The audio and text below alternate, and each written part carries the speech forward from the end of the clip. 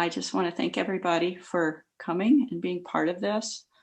As Auke was pointing out a couple of minutes ago, this is the first time we've ever done anything like this. I don't know, John and Auke can speak to this better than I, but it seems like the spiral dynamics and Gravesian teachers kind of operate on their own. And I decided I wanted to take another training, and I wanted to use it as a vehicle to connect within our community. For me, it's really important to be able to know other people, to not be on my own, because a lot of times I do feel very isolated where I am geographically.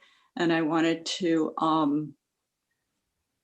create some sort of not organization in a formal sense, but organization in a relational sense that would both support me and support others interested in these principles. So that's kind of how this all got started. I reached out to John, and then John included Auke in the conversation. And I said, well, the best way to get started is just to kind of have a little gathering and talk about the trainings, talk about our own interests in working in this world, what kind of support we might need. And I'm going to pretty much just open the floor to Auke and John to introduce themselves, and to open up, the conversation for questions. And if you have questions, if you'll message them to me, I'll try to coordinate. But since we're still a pretty small group, and if everybody's in a quiet space, I think it's okay for us to talk. Just be mindful not to try to not to talk over people.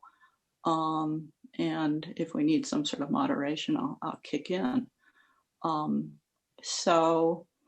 I said I would turn it over to John and Auke, but just let me give a couple seconds of where I'm from. I took my first training with Don Beck in Boulder, Colorado. Can't quite remember, 2003, 2005. I've taken level 1 a number of times. I've been kind of a lurker on listservs on the original listservs. So for decades. And this is the first time I've ever really kind of stretched out and said, hey, I want to be part of whatever the new generation is, because I think our practice, our community is changing, with Don, at a different stage in his life, and we need to support the work in new ways. And so I want to be part of that conversation. So John and Auke, who wants to start next or go next? Go ahead, John.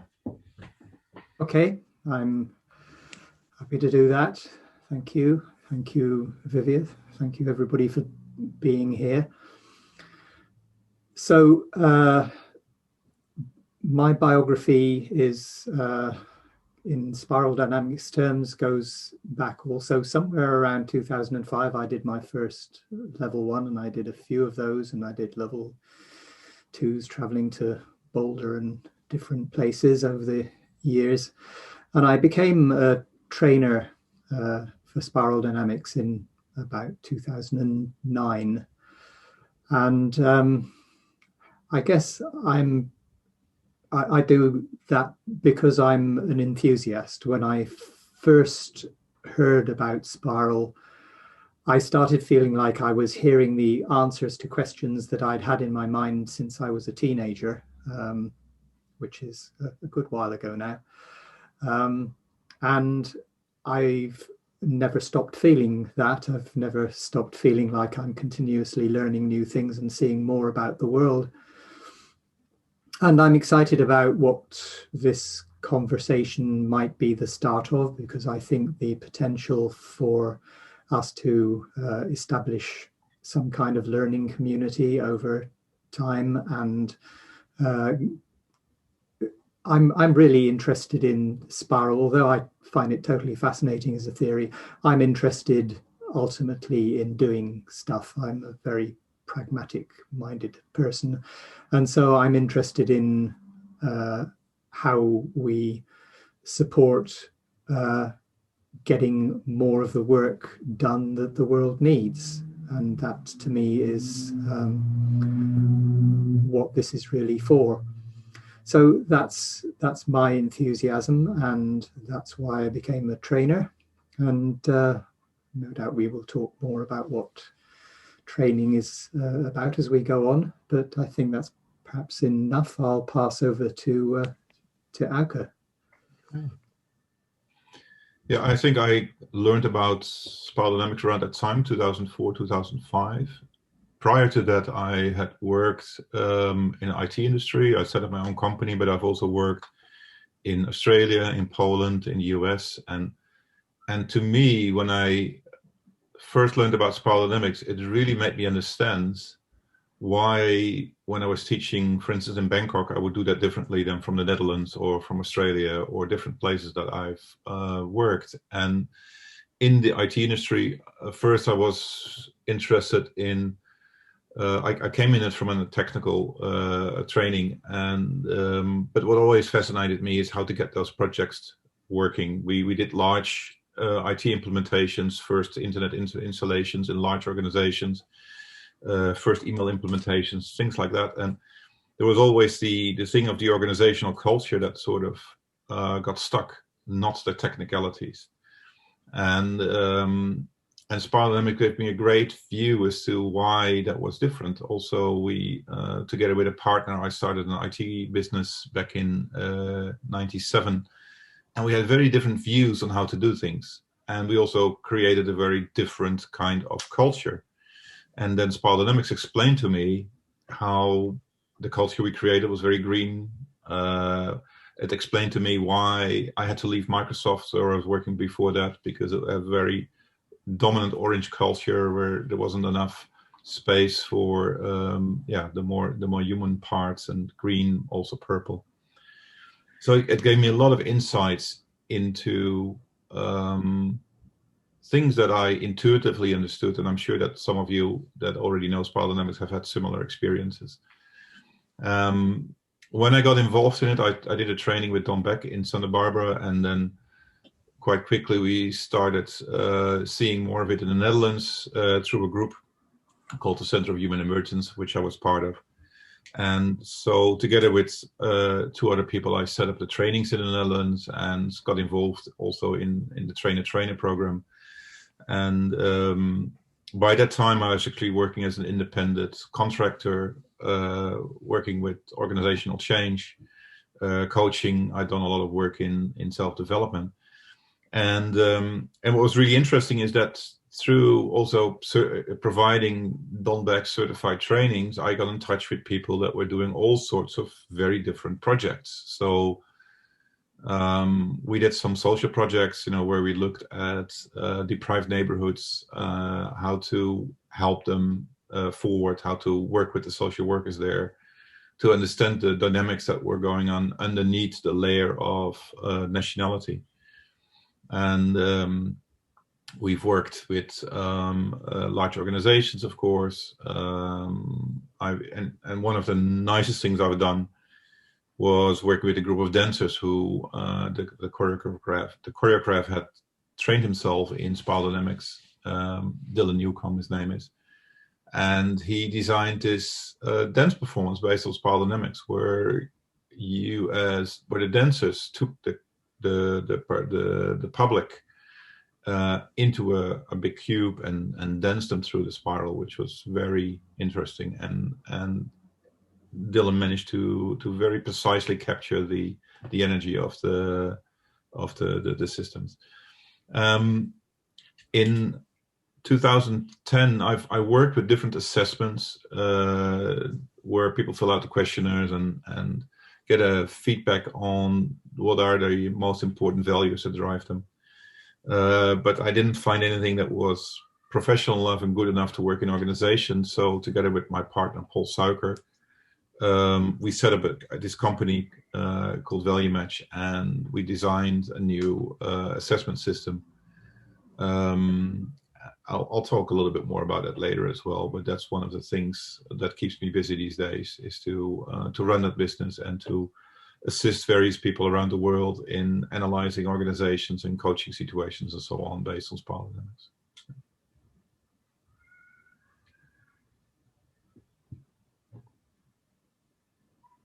So I'll ask a question of both John and Auke in terms of really, I think my interest since I started out with this, and maybe I should take a minute to welcome the people that were not in at the beginning. Hello, Kirsten, Mike, and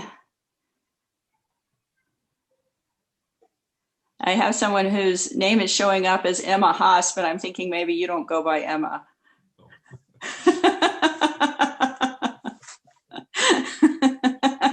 Very nice, very nice. I've invited people to put into the chat where you're calling in from and to take a look at where everybody's calling in from. We have a nice geographic distribution of participants.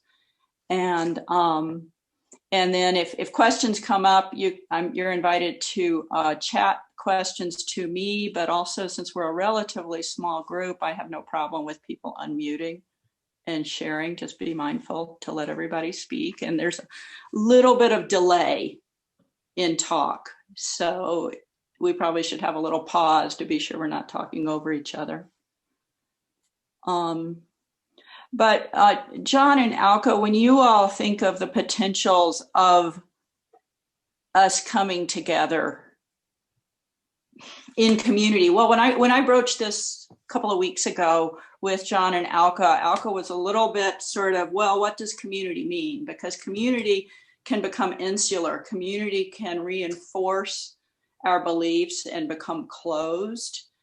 And I said, well, yeah, that's true. And I suppose we all do need support, right? To kind of feel good, to take the risk, to take whatever the next step is. But really the kind of community I know that I'm looking for is something that gives me more access to resources to understand how the world works so that I can make a difference in my own life. And what would you all say about your awareness about how community can work in relation to the theory, in relation to formal training, in relation to your training, any way you want to talk about it? Like a community of practice, what exactly is a community of practice?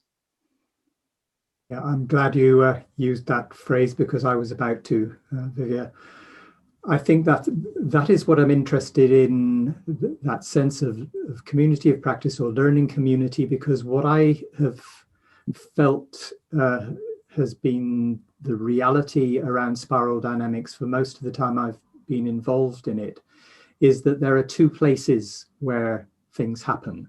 One of them has been in forums. Nowadays, it's often for me the Beck Graves Facebook group, but in earlier days you referred to the listserv, which used to operate on Yahoo, and typically those forums have not been about practice. They've been often interesting, discussing topics of the day, discussing what's showing up in politics and how that may speak to what's happening in value systems around the world. And occasionally, maybe there would be a question about, I want to do this. How do I do that? And, people would chip in with that. And there are lots of interesting kind of conversations that get more deeply into the theory. But I often feel like it's like trying to do a drip feed training over a 10-year period, when actually what people really need, if they're going to be active and productive in their own lives and with working in the world with what the spiral offers, that training is at the center, because you need a baseline of understanding in order even to kind of make use of the suggestions that might come in from a community of practice. But then there is the opportunity to extend that further into, well, what can we do? What can each of us do? Because I don't see community as being about, we're going to organize a big project that we all do together. I don't think it's like that. It's about each of us doing what we're able to do, what shows up for us, where we are in whatever environment we work with, and how to be more effective in doing that. That also includes being more effective in our own lives, in our own self-understanding. I mean, it's not as if I'm suggesting that, you know, this doesn't include awareness and development of the, you know, of the upper left quadrant, of the who am I piece of this, what do I think, how do I think, and how do I improve my own way of being. That's really been important to me all the way through my spiral journey. But in the end, it becomes, I think, interesting when we have the possibility to take it out. And that is what I'd like to see us able to increase, because none of the past forums or vehicles for that so far have really delivered that capability.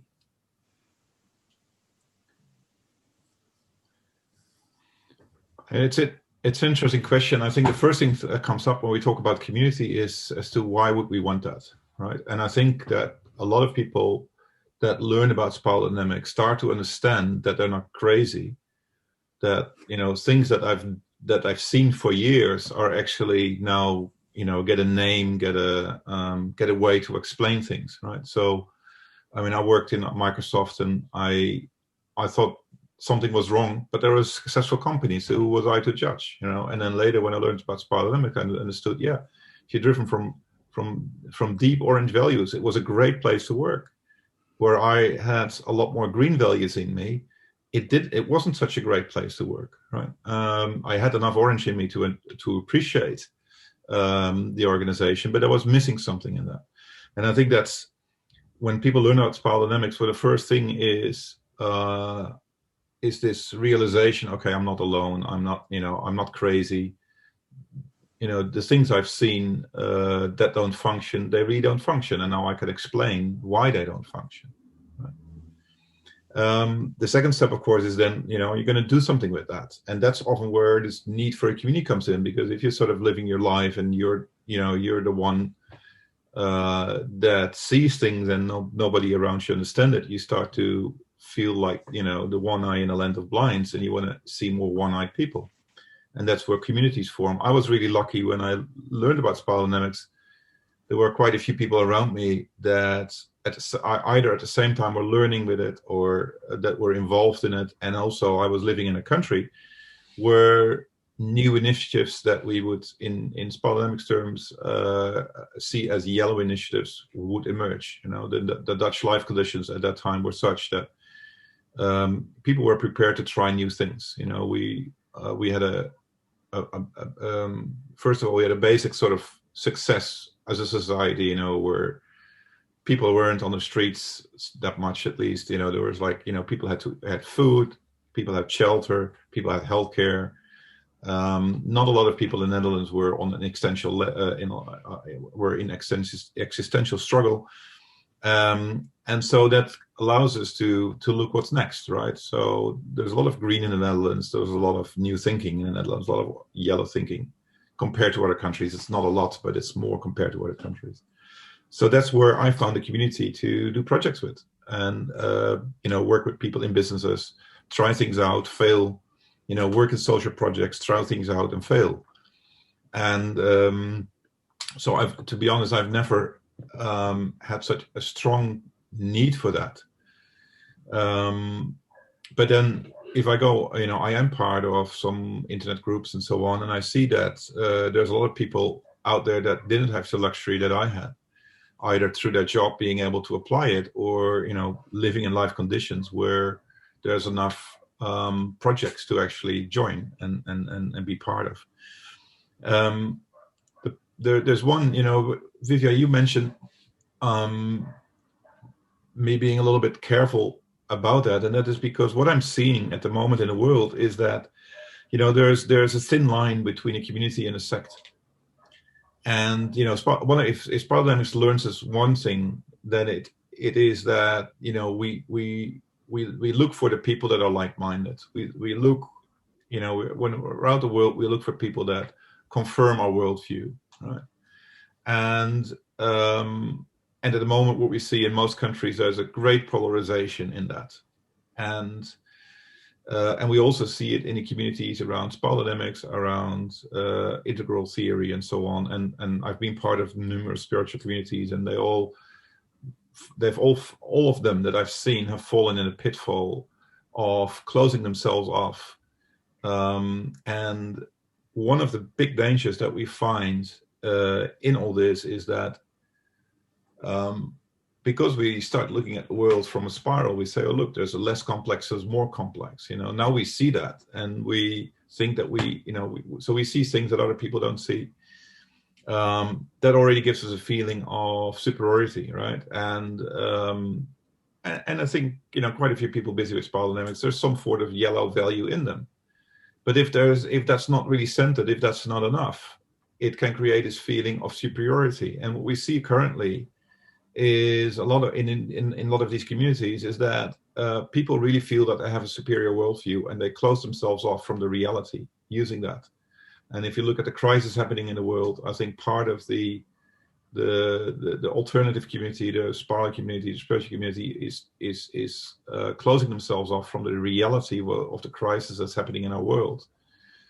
And I've become really careful about setting up communities because of that, because I've seen all of the communities I've been part of have somehow fallen into that. But it doesn't mean that we can't support, we can't work together. And of course it's, right now we form a community, these people online, how many are we? 14 people online.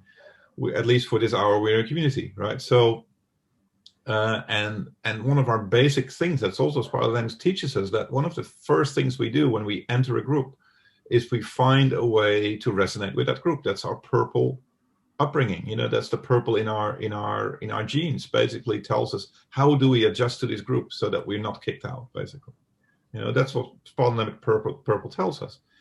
And so what happens is, if I'm part of this spiritual community, and the guru thinks that there's a conspiracy happening in his world, I have to follow that conspiracy, because otherwise I'm kicked out of the community. It may not be a very conscious decision, but that's how it works. And that's a danger, and that's the paradox in which we have to seek forward. Having said that, I think that John and I have worked together for years now. We've only actually once met in real, haven't we, John? It was in I think 2007 or 2006, somewhere in Brighton, on a training. And but we've worked together very, from my perspective, very pleasantly. And we have a network of people around us with which we do that. And I think that is one of the ways that I think the world is changing, is that on a project basis, we find people that resonate with what we're doing, and we can form an online community very quickly. We can do a project together without having to restrict ourselves to being a formal organization, or closing it off from the outside with our own views. And that's the way I've moved in the last 15 years. Is I've tried a few other communities and I've failed all of them, but there's a network of people around me that I work very, very pleasantly with and successful with, and I think that, to me, that's a yellow sort of network, where we look on a practical basis, we look on a pragmatic basis. So what's needed for this, right? And move forward with that. So a question, thank you, Auke.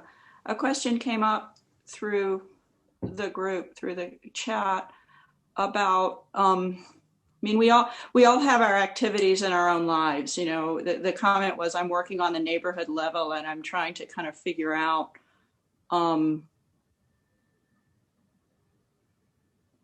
how to use spiral dynamics to do what I'm doing. And if the person that made that question, I don't quite have a question yet. I need to read it better, but if you want to speak. Maybe it's my question that I'm working in the local neighborhood Amsterdam Nieuw-West, and what I'm trying to do is I want to change this community. I want to create a community. Our life circumstance is that we live in a world in which we are completely individualized, and this is a very bad situation if you want to take more care of the neighborhood, of each other and the city or the country. So what I was thinking about was, if you want to change, it said in spiral dynamic, the change comes from the change of the life conditions. So I was thinking, can you change the life conditions? And where are the life conditions? How can I approach them? In my own thinking, I was suddenly thinking, well, I can change the life conditions because I'm surrounded by the life conditions. I'm surrounded by the people. I am the life conditions myself. So if I start to change that, the life conditions change and people change. So it's all almost one thing. There is no separation. This my question is, how do people think about this idea? Shall I respond from it, John, because that relates to... Okay, go for it. Yeah. Yeah, well, it's a really good point.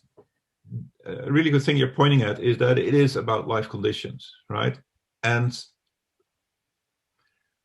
the basics of that is that we are not in the game of changing people's values. You know, so we respect, one of the things that Graves said is, damn it, a person has a right to be who he is, right? So we respect the values that the people are from, but also we don't limit ourselves to thinking that they can't grow, right? So, you know, if you're working in one of the neighborhoods in Amsterdam, right, and you see kids driven from red values, right, and you see that they are expressing that in a way that is destructive for the neighborhood, right? You don't try to change the red values, but you do want to invite them to express it in a way that is not destructive for the neighborhood, right? So one of the projects I worked on is where, you know, we would build gardens in neighborhoods like that to improve the life. Actually, that was a life conditions changing thing, right? So we were in Utrecht, in Overvecht, where there's these big high-rise buildings, projects, I think you would call them in the US, and a lot of immigrant population, a lot of social problems, a lot of health problems. So one of the first things that they would do there is they would build gardens to improve the life conditions around the flats. Now, that in itself is a life condition thing. The thing, of course, is how would you do that? You know, so they try to work with the local kids, but you have to make sure that you get them to express their red energy while you're doing that. So part of the projects in which they evolved the kids was always a game of soccer, you know, to make sure that they got rid of their energy, that they got in a way to express their energy. The other thing is we needed social workers that weren't driven from green values, where they try to harmonize with the kids, which would lead to the kids playing with them, because they couldn't say no to the kids, right? But there were also social workers, really good ones, that were driven a lot more. You know, they were more working on the edge of the red-blue system, which is where you want to work with those kids. And they were very strict with the kids. They would have very strict rules, but very heartful. You know, if they were part of the project, the kids would loved participating, but the rules were very strict. Right? So, of course, this is how we work with the life conditions. You know, one of the things that happened in a project like that is that one of the first things I did is I had a talk with all the you know, somebody from the city went and visited everybody in one of the buildings, and they would do whatever improvement in the direct environment they could do. They would do, like clean up things, you know, like make sure that the life conditions, like the physical environment, looked better than it looked before. Right? That had a positive effect on the participation of the people into the project. But another thing we had to be very careful of is that, you know, the people that would build the gardens, they were driven from very green values. They thought that nature was the greatest thing on earth. You know, if I was a Moroccan family living there by myself with 3 kids in one of those apartments, it wasn't about nature. It was about having a safe place for my kids to play. Right? And that's how, you know, in projects like that, we of course, amongst the professionals, we first would create the awareness. But then you start to look at what intervention works and what intervention doesn't. And then what you find in reality is that these professionals that are on the ground, a lot of them actually have the right ideas. They may not apply them at the right moment, so you may help them, don't use this idea today, use that tomorrow, and today you do this, right? Because they start to understand spiral dynamics.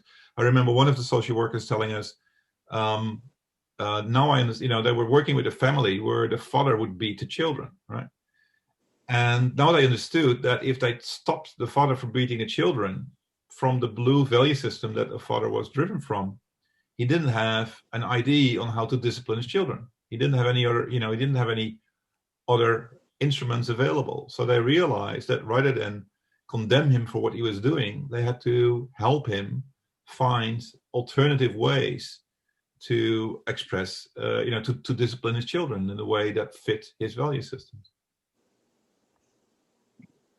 John, sorry, I'm taking. Well, I mean that was brilliant, and I just I don't really want to add anything. Just to draw out the threads of meeting people where they are and not trying to change them. You're not trying to change their value system, but the last example that Auke gave was a sense of people are able to stay in their blue value system, but you help a more healthy expression of the system that they are in. So you're not requiring them to change, you're just increasing the capabilities and the tool sets that they have available to them. And to say, I mean, when doing change, a lot of people, and this may be affecting some people here, when they come into Spiral, what they get presented with and what they see most clearly is this sense of the stages, the colors. And of course, there's lots in there to be interested in that's totally fascinating. But when we train people at level 1, the first training that we do is about the dynamics of change, because there is so much more meat in the dynamics than in the colors of the spiral.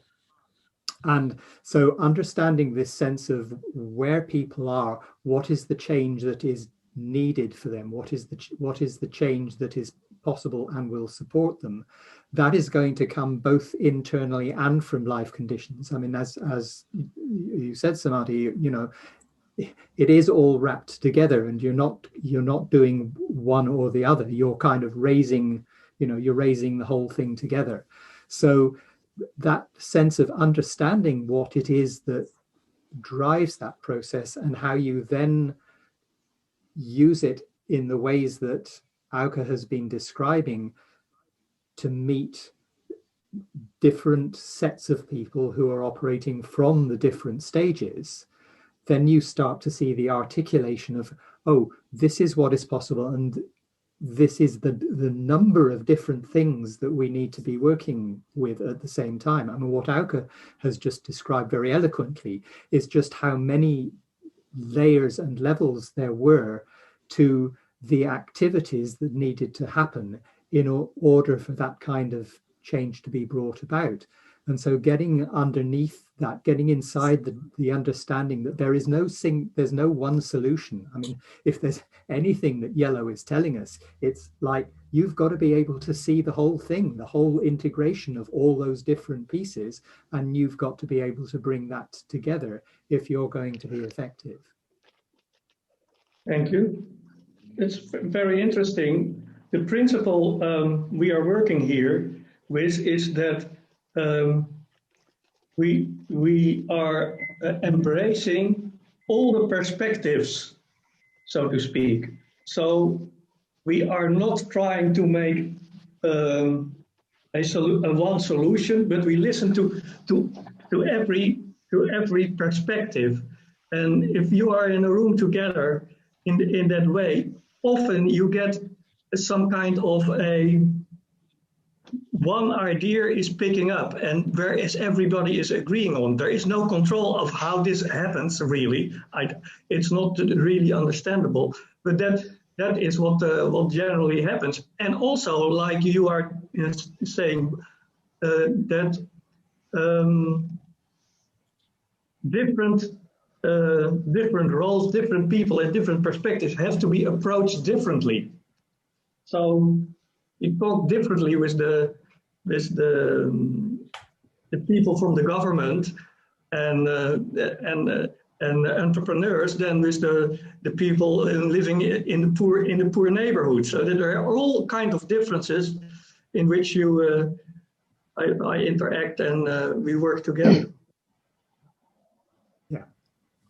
Have you somebody, have you already learned about spiral dynamics, or is this the first time that you hear? No, I learned about it around in 2004. I was in India there, and I was really upset about how the Indians were in relation to me.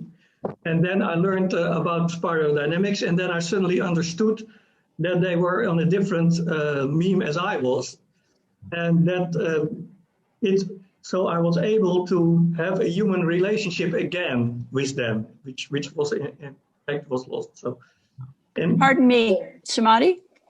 I apologize, but we only have a limited amount of time, and I'm thinking there are a couple of agenda items we need to cover. So I apologize for interrupting in here.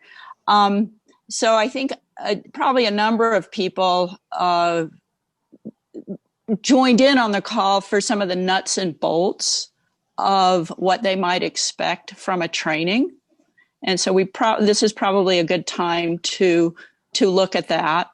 I think I went into kind of questions and community and some of the real nuts and bolts, some of the applications first, when I should have been a little bit more practical.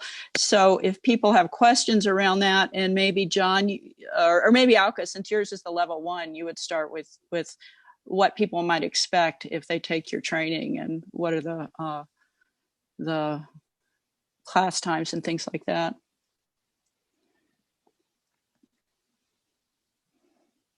John? And Goran, did you have specific questions you wanted to ask around this area? No, sorry, I was disconnected for a minute or two. I had a phone call, so I have no idea what the topic is right now, but it's cool to continue. Okay. Okay.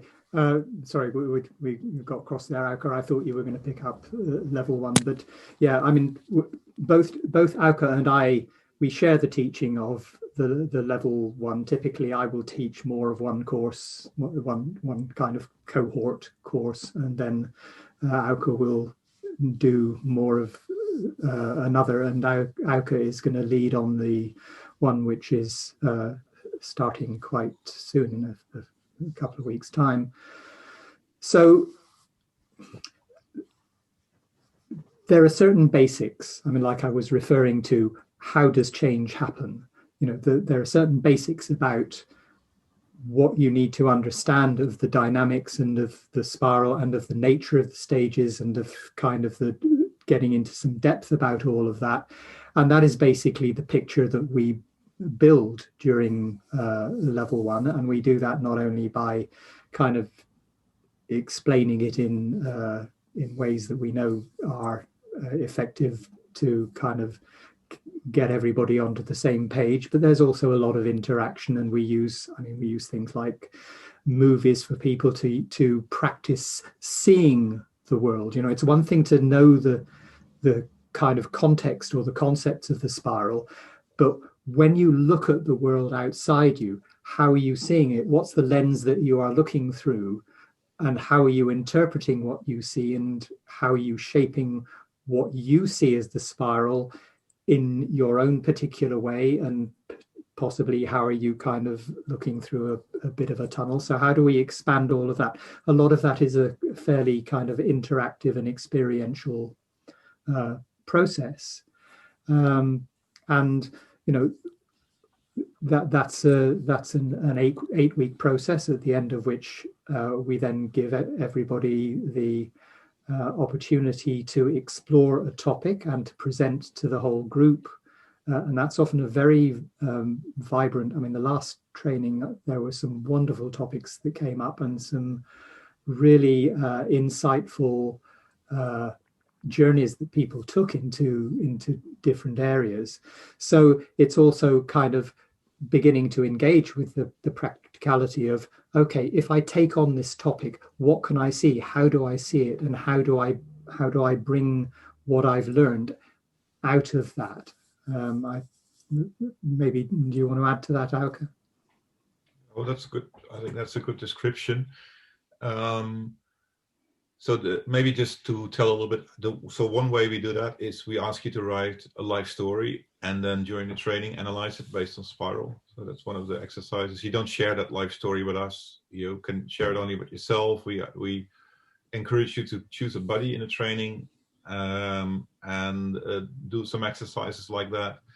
We ask you to analyze videos. We ask you to post, when we talk about purple value system, post something about purple in your life, and through that process, we help people to be more precise about what it is. Because the thing we see is that, when people read about spiral dynamics, that they often for a certain have a first idea, oh, this is how it is, and then they stop there, right? So they don't realize how much more refined their knowledge gets once you spend some time doing these exercises, learning about yourself. And so we also try to get people away from the superficial interpretation of the system into really understanding it. And that often happens through a process of confusion, right? So people may come on the course thinking, oh, well, I know a lot. And then during the course, can everybody else hear me? Okay. Yeah. Somebody just said that can't hear me, but yeah, August is driving, so I don't know if she can control her volume. Maybe somebody can write to him that you can hear him, so that he can check out his sound. So it's to us, it's really, it's not a basics course, it's a fundamentals course. So we really want you to get the fundamental understanding of what it is. And if we are successful at that, you're going to be curious the rest of your life, because you're going to run so often into a situation where you think, oh no, where you've lost it. You think, well, what's happening here? I think John and I still have that, where we think, what's happening here? What's really? And I think that one of the key things about spiral dynamics is to ask why. Why is this happening? What's really happening underneath? One of the things I found when I worked in businesses, I found things so superficial. I realized things were not working in the basics of certain organizations, and people didn't want to talk about it. And when I pointed at it, I often got very negative feedback. And then with spiral dynamics, you really go to the nuts and bolts, to the, you go under the surface, you go, look, what's the real dynamic that happens under the surface that really explains why certain things are happening. So, to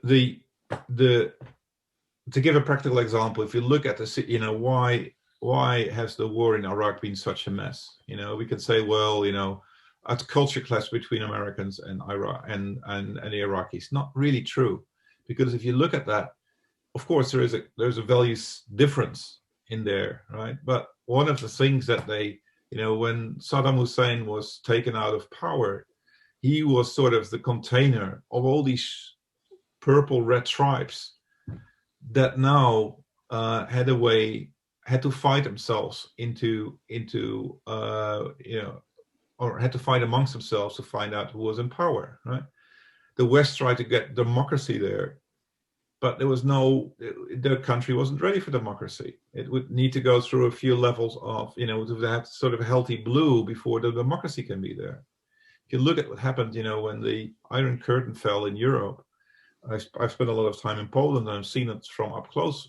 What happened there is when that fell, the sort of the blue container was taken away and the society fell into a chaos, and it had to rebuild, and it's still working on rebuilding a new blue structure before it can really build an orange structure. And of course it's not a linear process. So what's happening now in these countries is it's quite messy. In the good news, you're from South Africa, about these big changes happening in your society, right? But the thing is, it's often not about what the surface tells us. It is what's underneath it, right? So the problem in South Africa was yes, it was a race issue, but the real problem was a values issue, you know, and still is. And that's what spiral dynamics teaches us, to really look deeper and find out what's really happening. The split in the US politically, it's not liberal or conservative, you know, it's a value split that's happening, and with lots of dynamics around it. It's not that easy, and that's one thing that we hope that you come out of the course somewhat confused, because it means that you're ready to really question what you're seeing and to start looking under the surface of what you see happening in the world. Yeah. And I think perhaps I'd like to pick up from that, because if you come out with that confusion and that awareness that there are so many more questions to ask, I think that's when you start to see that, oh, what I've been listening to or engaging with as I've taken on the fundamentals of spiral dynamics, it has so many different areas of potential understanding. So, you know, you might come in with you want to learn more about yourself, and then find, oh, I'm seeing that this all explains a lot of what is happening in my organization, in the same way that Auke has described about Microsoft.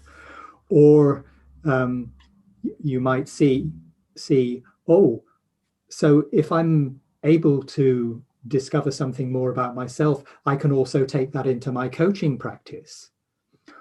Or, as Auke has just been describing, you've got these big picture things happening in the world, which are large societal movements, where, you know, potentially you might want to specialize in that or work with that. I mean, some of you may have seen our colleague Saeed Dalabani, who's produced a good thick academic book on economics, looking at economic trends from the perspective of how the spiral has influenced the thinking underneath economics.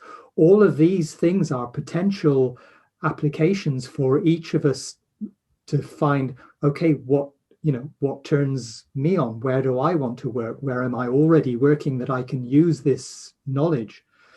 So, you know, the fundamentals then leads to the potential for level twos. And I'll leave Auke to talk about the process of doing actual values testing and understanding what's going on with people and groups through value systems.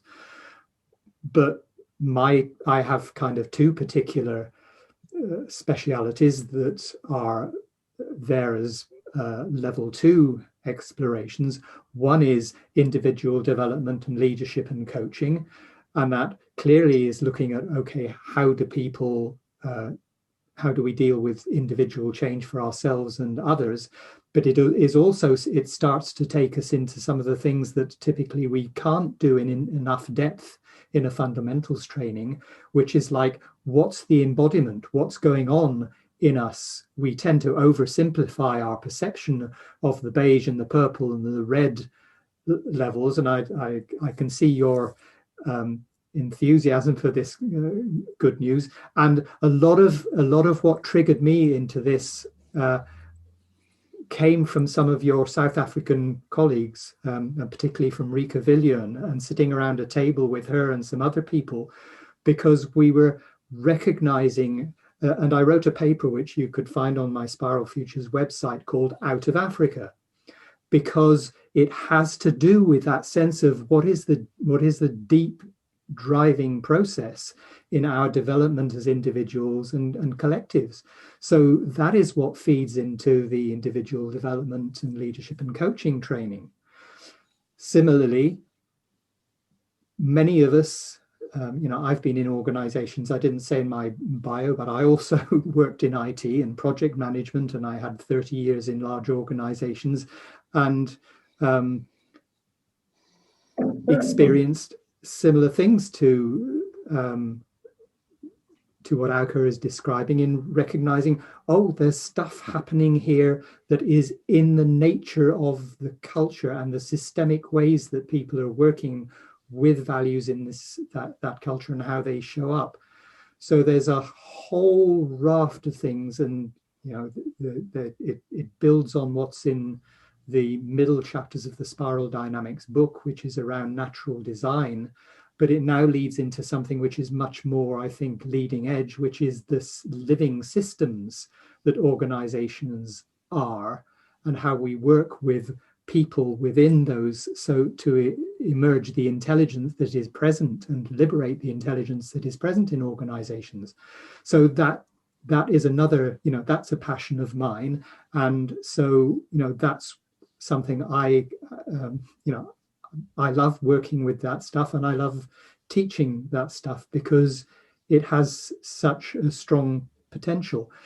Some of you may have seen the Reinventing Organizations book, which just touches on a little bit of that stuff, but doesn't explain anything of, well, okay, now you can see that. How do you actually make that work? What's individual to this organization? So that is what I'm excited by, is how we then take that sense of an impulse in the world, and how do we translate that into reality and what needs to happen next. One question that came up was, how would you understand the title instructor in the context of teaching this theory? This came from Good News, so if Good News, if you feel like you want to chime in, please do. Well, it's all the words that are inadequate for me. It's a facilitator of a learning journey. It might be a slightly longer expression, but Auke, you run with that one. Okay, thank you. I don't know. We've looked at, because from a spiral point of view, you start to look at how do people learn, driven by different value systems, right? So teacher is a pretty blue sort of structured thing where there's rules, and I adapt as much as I can to the people that are in my course, right? So I've just recently done an online course in China, and people actually call me teacher in that, which is something I've never heard in the Netherlands say to me.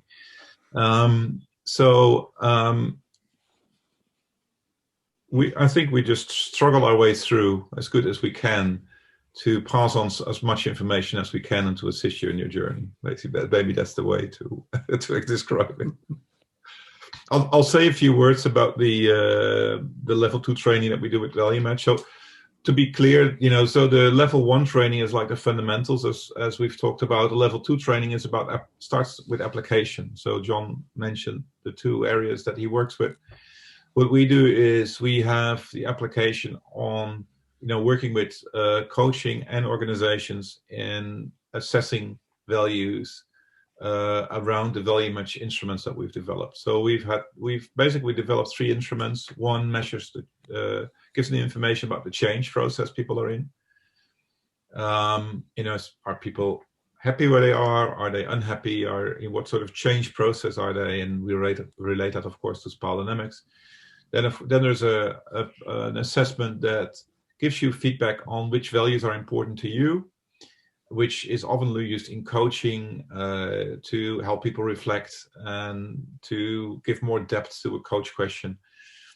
And then, of course, it's also used in groups. So, if everybody's filled out a values profile, we have various workshops, forums available in which you can, do like a team building exercise and, work with processes in teams so people learn a little bit more about their values. Sumada, I loved what you said. When you learned about spiral dynamics, you started to understand why the Indians treated you the way they did, right? So that's the same in a team, in an organization. So why is a person behaving themselves that way?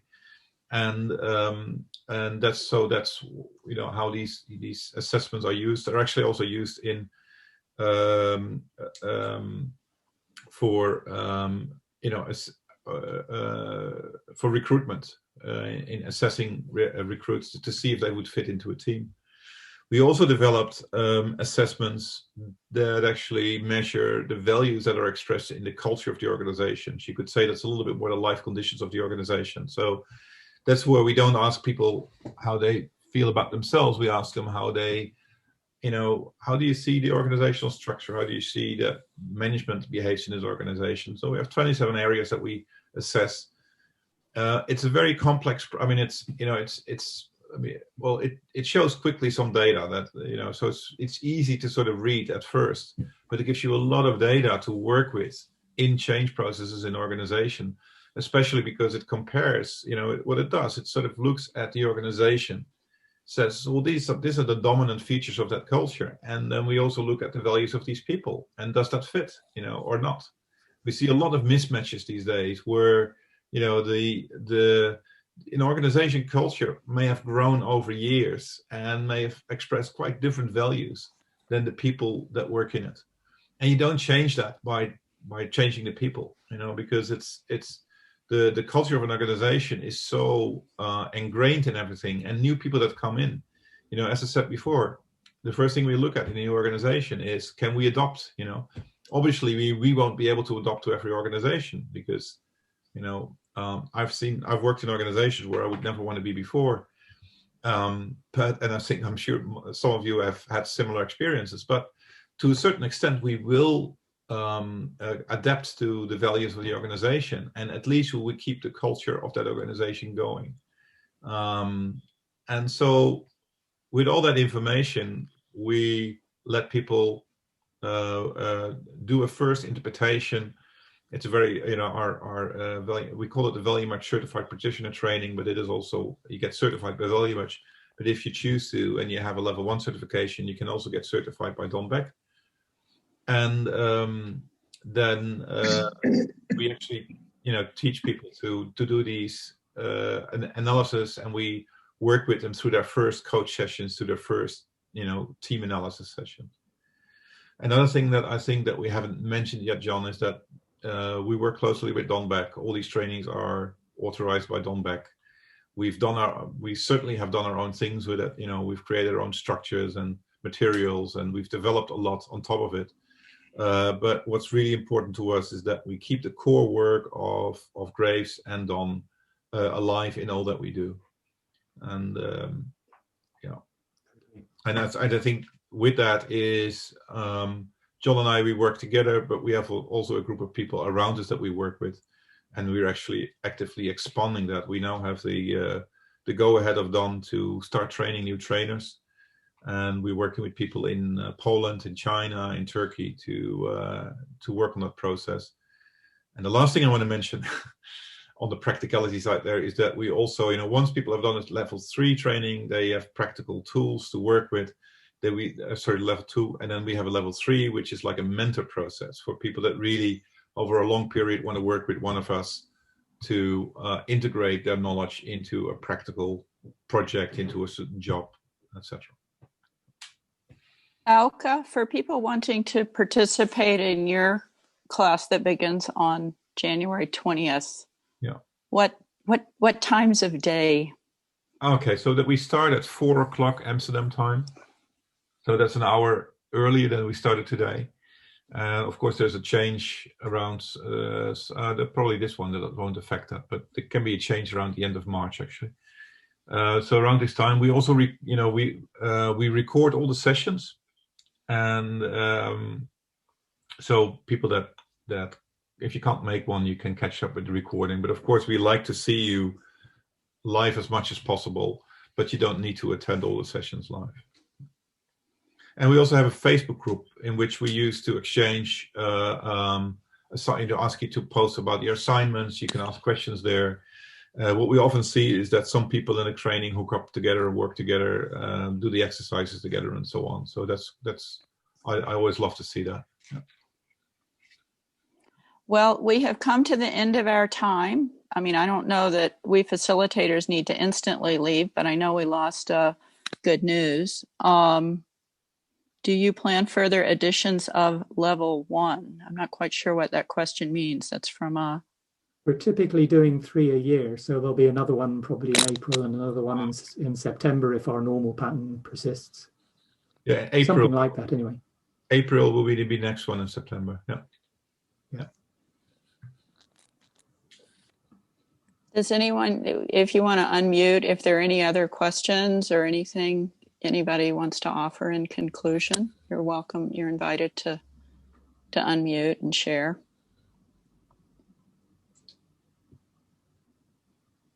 Yeah, I was not only on the course, but I was wondering, how do you find out, how do you get the information that there is a certain culture in a company or an organization? How do you find out about it? Well, my job requires me to use the value assessments for that, but it's also part of the training, right? So we train. I mean, one of the things we do in the training is we teach you. You ask people, or how do you do it? Well, the thing is that the first thing you need to develop is a sense for each of these value systems, so that you can start to recognize them. So that's why we work on. That's what we work on in all our trainings. That's why we don't just do cognitive training, but we have several exercises that will help you to learn in different ways with that. So that's a very important thing. It is sometimes very hard, and that's the reason why we also develop the assessments because it gives a really quick insight. It's sort of and of course with that, any of the assessments we do, we always say, well, the assessment is one part of the data. Then we look at the life conditions. Then we have interviews with people or sessions or group sessions and so on. And based on the triangle of that information, you get a clear idea about what's going on in an organization. It's never only the data. And it can, of course, be done without assessments, but it's a little bit harder and it requires a lot of understanding, basically. Yeah. And experience. Yeah, I would just add quickly that you learn to listen, and you learn to listen in a different way and hear the clues you're being given. You see what, in an organization, what are the books that they've got on their shelves? What are they putting on their posters? There's all sorts of, when Auke says data, there's lots of data that's available when you know how to look and how to sense what you're feeling. Part of it is getting the resonance of the spiral inside you through the training, so that you hear the vibe when you meet it. You kind of know, oh yeah, I'm hearing red speak, I'm hearing blue speak. So there are so many dimensions to this, and it takes practice. It's potentially years of mastery. I mean, I certainly learned, being around Don Beck, how much of this he was able to do with an antenna that I didn't even know what it was he was seeing, but he was for sure seeing it. And I think over time we can each develop something of that depth of sensing. Thank you.